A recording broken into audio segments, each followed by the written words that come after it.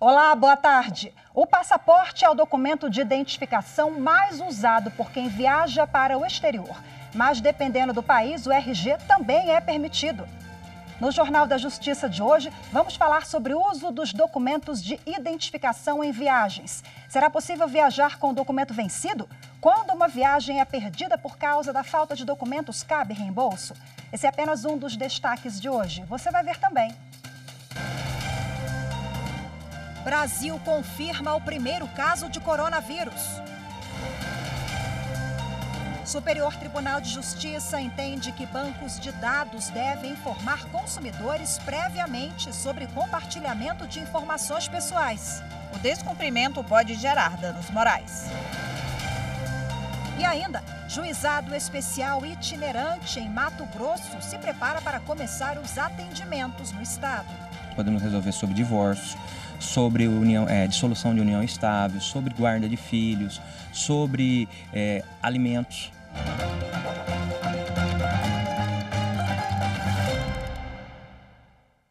O ministro da Saúde, Luiz Henrique Mandetta, confirmou o primeiro caso de coronavírus em território brasileiro. O paciente é um homem de 61 anos que esteve na Itália.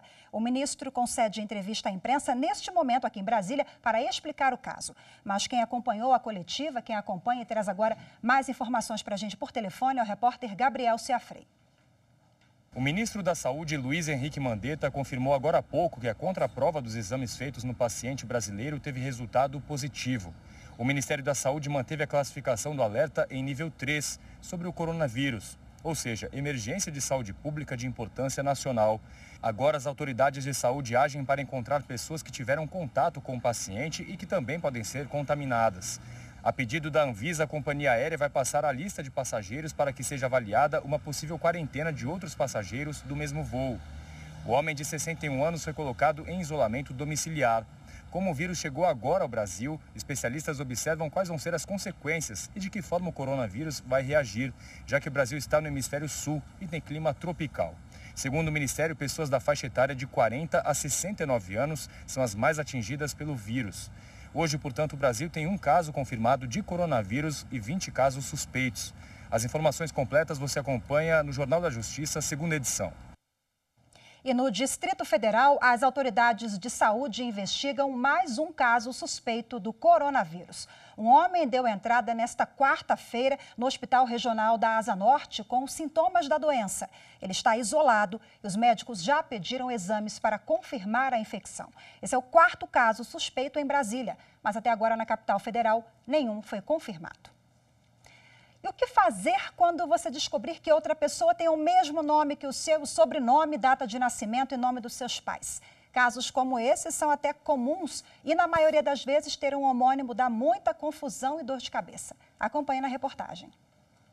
Esta servidora pública tomou um susto ao descobrir duas pessoas com o mesmo nome e sobrenome dela, nome da mãe igual e mesma data de nascimento. A primeira era uma assassina, foragida da Justiça, que cometeu crime em Planaltina, cidade do entorno, no Distrito Federal, a cerca de 40 quilômetros de Brasília. Fui pegar um nada consta no Tribunal de Justiça e me vi trancada com 3 policiais e a tabeliã me questionando se eu morava em Planaltina, se eu conhecia alguém em Planaltina, porque tinha um mandado de prisão para uma homônima minha assassina. Eu entrei em desespero, né? Porque eu falei assim, vou ser presa sem dever nada. Betânia acrescentou o sobrenome do marido para não correr mais riscos. Mas nem isso foi suficiente. Dessa vez ela recebeu uma cobrança de uma dívida de cerca de R$100 mil, feita por outra pessoa com os mesmos dados dela. Casos como esses não são raros. Trata-se de uma condição homônima, ou seja, quando uma pessoa tem o mesmo nome e sobrenome que outra. Essa confusão acontece, na maioria das vezes, por causa de falhas, deficiências ou até mesmo erro humano em bancos de dados. E muitas vezes esses erros acabam fazendo com que uma pessoa responda civil, penal ou administrativamente por um ato que ela não cometeu. Mas existem vários outros elementos de identificação que podem desfazer o mal-entendido, como o CPF, que é um número único para cada pessoa e digital. A gente não tem cadastros unificados entre as várias instituições. Existem cadastros públicos, cadastros privados de dados, envolvendo relações de consumo, envolvendo relações públicas, e esses cadastros às vezes não dialogam entre si. Dependendo do tipo de transtorno, do tipo de constrangimento, é sim possível o ajuizamento de demanda, de ação, visando a reparação de danos morais e materiais, dependendo do tipo de constrangimento. É sempre importante frisar que cada caso é um caso, cada situação envolve interesses concretos e o juiz vai analisar, no caso, se houve violação à personalidade, se houve dano material capaz de ensejar a reparação postulada. Os atendimentos do Juizado Especial Itinerante em Mato Grosso começam na próxima sexta-feira, dia 28, no município de Santo Antônio de Leverger. Em 2020, muitas cidades vão receber o ônibus do Juizado Especial, que está com uma equipe pronta para resolver os pequenos conflitos nos lugares mais distantes da capital, Cuiabá. Já imaginou ter a Justiça Estadual bem pertinho de você? Nossa, para a gente resolver os problemas, facilitaria bastante. Se ele chegar até a gente, até a mim, facilitaria sobre comunicação, sabe? Sobre um direito também que a gente tem, possa ter. Pois é, isso já é possível, graças ao ônibus climatizado do JEI, Juizado Especial Itinerante, adaptado com computadores, impressoras, mesas, cadeiras e composto por uma equipe coordenada pelo juiz Jorge Alexandre Martins Ferreira, com conciliadores, assessores e assistentes. Nós temos várias finalidades. É o Juizado Especial Itinerante juntamente com o Sejusc. Nós vamos lá resolver problemas de vizinhança. Nós também resolvemos hoje com o Sejusc, nós podemos resolver sobre divórcio, sobre dissolução de união estável, sobre guarda de filhos, sobre alimentos.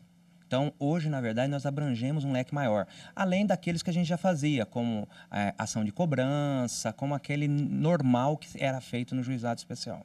E o primeiro compromisso do JEI em 2020 já tem data e local. Será no dia 28 de fevereiro, aqui no município de Santo Antônio de Leverger, a 32 quilômetros de Cuiabá, na abertura da 13ª expedição do Ribeirinho Cidadão.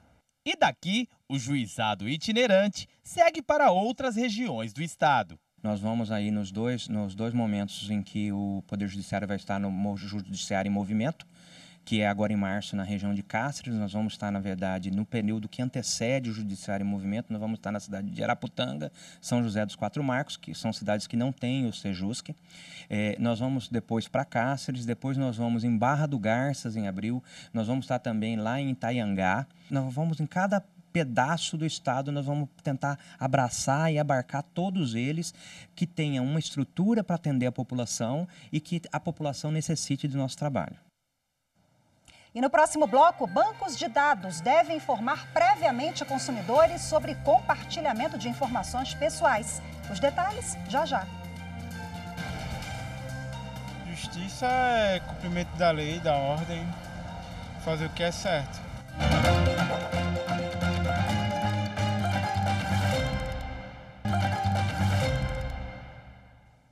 Bancos de dados devem informar previamente aos consumidores sobre compartilhamento de informações pessoais. É esse o entendimento do Superior Tribunal de Justiça. E quem tem mais detalhes e conversa agora com a gente ao vivo é a repórter Carolina Chaves. Olá, Carol, boa tarde para você. Olá, Rafaela, boa tarde para você, boa tarde a todos. Olha, uma empresa de gestão de dados vai ter que pagar R$ 8.000 de indenização por danos morais a um consumidor que teve informações pessoais e sigilosas comercializadas indevidamente. A empresa alegou que o banco não faz negativação de clientes e que serve apenas para checar informações e evitar fraudes. Mas os ministros do Superior Tribunal de Justiça entenderam que o compartilhamento de informações de consumidores deve ter autorização prévia do dono dos dados. Caso contrário, gera direito à indenização. A relatora ministra Nancy Andrighi informou que o compartilhamento de informações deve atender à Lei 12.414 de 2011, que nela está implícito o direito ao cadastrado de saber sobre o objetivo do banco de dados. Portanto, a troca de informações de consumidores só é possível mediante autorização prévia e por escrito do consumidor. Rafaela. Muito obrigada pelas informações, Carol. E ao viajar, fique atento, viu? Porque em voos domésticos, documento vencido vale para a identificação. E por contrariar essa regra, uma companhia aérea foi condenada a indenizar o passageiro. Qualquer documento oficial expedido por órgão público, mesmo que vencido, serve como identificação civil em território nacional. A validade serve para que o órgão que expediu o documento faça o controle. Principalmente nesses voos domésticos dentro do nosso território nacional, o próprio passaporte ou até a própria CNH vencida, ela identifica de uma forma simples que é aquela pessoa. Esses documentos, eles têm a observação que a data de validade é tão somente para comprovar a capacidade. O boletim de ocorrência, no caso de roubo ou furto de documentos, pode ser usado para embarcar em voo doméstico. Já a carteirinha de estudante e o crachá profissional não podem ser usados como documento porque eles não têm fé pública. O passageiro no Distrito Federal vai receber R$ 3.000 de indenização por danos morais porque foi impedido de embarcar com o passaporte vencido em um voo nacional. Por causa da restrição, o passageiro não conseguiu participar de uma palestra já programada. A Justiça entendeu que, mesmo com o documento vencido, a empresa deveria ter aceito como documento de identificação. A restrição só caberia se fosse para viagem internacional.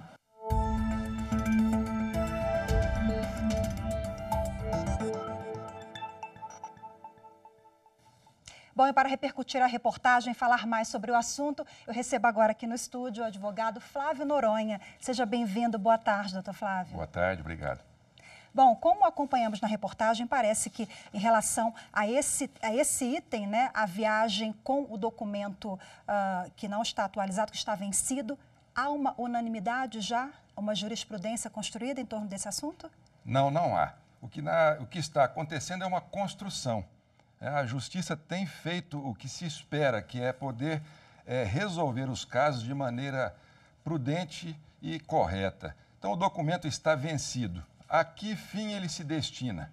É para dirigir um veículo automotor? Então, você não pode dirigir com a habilitação vencida, mas você pode se identificar com aquele documento, porque para ele ter sido feito, houve uma análise que precedeu a ele, ou seja, pediram sua identidade, seu CPF, sua condição eleitoral, militar e etc. E isso não perde a validade. Portanto, nós temos que ver qual é o fim do documento para poder tratar o seu portador de forma adequada. A reportagem que acompanhamos da Carol revelou um caso aqui de um voo doméstico. Em voo para o exterior, o que equivale, então? Um passaporte vencido, por exemplo? Com o passaporte vencido, você não vai para o exterior. Isso é certo e não há outro documento que possa substituí-lo. É preciso que você tenha o cuidado de analisar antes da sua viagem se ele está vencido ou perto de vencer e já providenciar a substituição. Do contrário, você ficará retido com toda a razão por parte da empresa aérea, porque o passaporte ele existe só para te permitir sair do país. Mas lá fora também acaba sendo um documento importante, né? Ele é muito importante. E quando importante. a pessoa perde o passaporte, por Se exemplo? ela perder o passaporte, o que é possível acontecer, tem que haver a prevenção também, tirar cópia, andar com cópia autenticada e etc. Mas se perder, deve procurar o consulado do Brasil ou um escritório de representação do Brasil na cidade onde você perdeu o documento. Antes disso, faça uma ocorrência policial. Agora, se você perde o documento e perde o voo, por isso, o consulado não tem nada a ver ou ele tem que arcar também, te ajudar no retorno? O consulado não pode ser responsabilizado por conta da eventual falta de cuidado do viajante. Ele perdeu, o consulado não tem nada com isso. O que o consulado precisa fazer para te atender e viabilizar a sua volta é emitir uma autorização de retorno ao Brasil. Ela é apresentada na empresa aérea e a empresa é obrigada a aceitar e com isso você pode retornar. Falando em reembolso, né? Quando eu estou com o documento vencido ou qualquer problema ali na documentação na hora de embarcar, a empresa ela deve me reembolsar a passagem? Não, a empresa também não tem culpa de você ter se esquecido de providenciar a renovação do documento. Isso é culpa exclusiva sua. O que se espera da empresa aérea, principalmente nas viagens aqui nacionais, ou até das empresas de ônibus, é que hajam com cautela. Você tem um documento vencido, mas ele pode ser tratado como um documento de identificação, então aceite este documento. Isso vale para carteira de motorista, vale para o passaporte. Não vale para você ir para o exterior, mas o passaporte te identifica, porque você passou pela Polícia Federal, comprovou a sua identidade, tirou foto, mostrou seu CPF, comprovou que está em dia com o título eleitoral e também serviço militar. Então, isso já basta, você está plenamente identificado. Ele venceu, você não pode ir para o exterior, mas ele serve para todo o restante. Doutor Flávio, crianças, né? Essa fase, né, muda muito a fotografia, em documento de RG ou passaporte. Existe um bom senso ou de quanto em quanto tempo que esse documento precisa ser renovado para que a criança, o menor, seja identificado? Não há um prazo para renovação. A criança, tanto a identidade de criança quanto a de adulto, ela não tem prazo de validade. A criança muda a sua fisionomia, mas ela é obrigada a ser acompanhada pelo pai ou pelo responsável legal, segundo o Estatuto da Criança e do Adolescente. Rapidinho para a gente finalizar aqui, carteira funcional pode viajar? A gente falou um pouquinho sobre tudo, mas ficou faltando essa questão. Sim. Carteirinha da OAB, do jornalista? A carteirinha da OAB, do jornalista, do CRM, do médico, etc., são carteiras de órgãos fiscalizadores, elas têm plena validade, porque nelas consta o seu CPF e consta o seu número de identidade para efeito de segurança pública. Elas têm plena validade. Muito obrigada. Nosso tempo é curto, infelizmente. O assunto que rende aqui, né, doutor Flávio? Poderíamos conversar muito. Obrigada mais uma vez pela participação. Boa tarde. Boa tarde. E no próximo bloco, as redes sociais do Supremo Tribunal Federal como instrumento para aproximar a Corte dos cidadãos. Continue com a gente. Até já. Justiça é exatamente o respeito aos outros.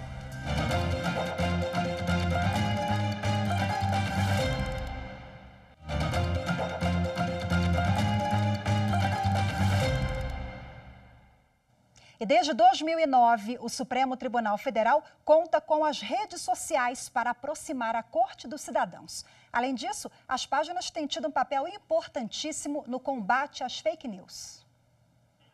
O Supremo Tribunal Federal foi a primeira corte do mundo a transmitir ao vivo pelo YouTube tudo o que acontece no tribunal, como as sessões de julgamentos do Pleno, das turmas e as atividades mais relevantes, como audiências públicas. A transparência e informação atraíram os mais de 320 mil inscritos no canal para receber em primeira mão as notícias do Judiciário. Declaro reaberta essa sessão extraordinária do Supremo Tribunal Federal e dando continuidade ao julgamento da medida cautelar. Há 11 anos, o Supremo Tribunal Federal também tem usado outra ferramenta para deixar as pessoas informadas sobre tudo o que é decidido pelo STF, de forma rápida e segura.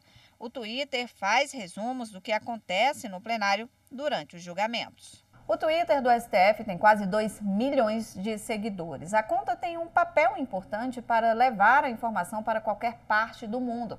E como é atualizado a cada novidade com uma linguagem fácil e acessível, ele também é muito usado por quem precisa entender o juridiquês e traduzir. E quem está do outro lado da tela fica informado em tempo real. É a tecnologia a favor dos cidadãos. E na Bahia, a Justiça do Trabalho utiliza algumas cidades como polo para atender trabalhadores de diversas regiões. Um desses municípios é Euclides da Cunha, que fica na região nordeste do estado.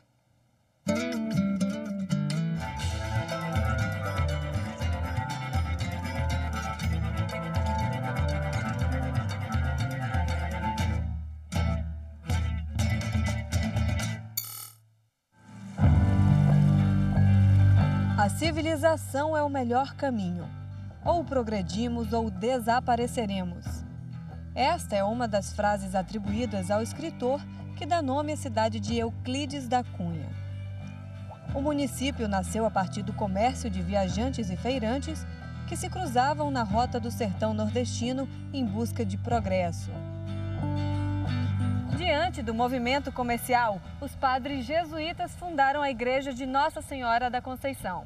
Mas eles nem imaginavam que este seria o primeiro passo para a futura Euclides da Cunha. Com aproximadamente 60 mil habitantes, Euclides da Cunha é localizada no semiárido baiano, a 320 quilômetros de Salvador. Sua economia é baseada na agricultura, no comércio e na pecuária.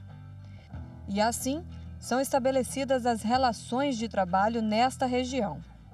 E quando o patrão ou o empregado estão insatisfeitos nessa relação, surgem então os conflitos trabalhistas. Antigamente se faziam justiça com as próprias mãos.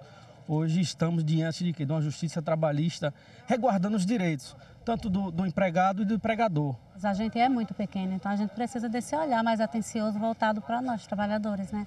A Justiça do Trabalho de Euclides da Cunha foi criada em 11 de junho de 1992 e atende a 15 municípios dessa região, entre eles Tucano, Monte Santo, Ribeira do Pombal e Nordestina. Euclides é um ponto estratégico para essas localidades na jurisdição que precisam de uma solução para seus conflitos e da melhor forma. A busca por uma justiça imparcial e conciliadora é o trabalho que se desenvolve por aqui. Nem sempre o empregado está pautado no direito que é demandado.